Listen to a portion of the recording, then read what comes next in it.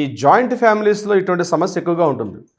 దీని యాక్చువల్గా కంపాన్షనేట్ గ్రౌండ్స్ అంటారు, అంటే కారుణ్య నియామకాలు అంటారు. అంటే తను పనిచేస్తున్నటువంటి జాబ్లో ఏదైనా ఇది ఆల్సండగా గవర్నమెంట్ జాబ్లో చనిపోతే పిల్లలకు కానీ లేకపోతే భార్యకి కానీ, పిల్లలు చిన్నవాళ్ళు అయితే భార్యకి ఆ యొక్క పోస్టింగ్ ఇచ్చే అవకాశం కూడా ఉంటుంది. ఆ పోస్టింగ్లో వాళ్ళు కంటిన్యూ అవుతూ ఉంటారు. అయితే దీని మీద సుప్రీంకోర్టు ఒక కీలకమైనటువంటి ఒక జడ్జిమెంట్ కూడా కొన్ని సందర్భాలు ఇవ్వడం కూడా జరిగింది.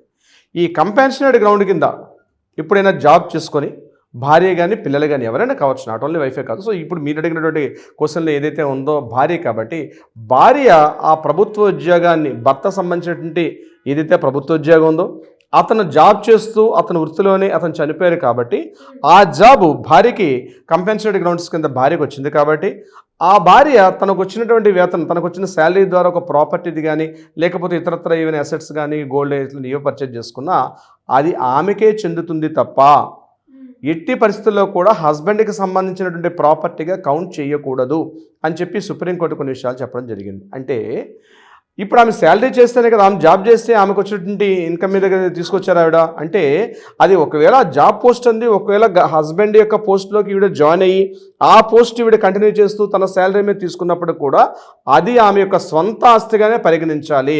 స్వంత ఆస్తిగా పరిగణించేటప్పుడు ఆ యొక్క ప్రాపర్టీ మీద పూర్తి హక్కులన్నీ కూడా ఆమెకే ఉంటే తప్పించి దాని మీద క్లెయిమ్ చేసుకునే హక్కు భర్త తరపున ఉన్నటువంటి బంధువులు ఎవరైతే ఉన్నారో వాళ్ళకి ఎట్టి పరిస్థితుల్లో కూడా వాళ్ళ మీద క్లెయిమ్ చేసుకునే హక్కు లేదు.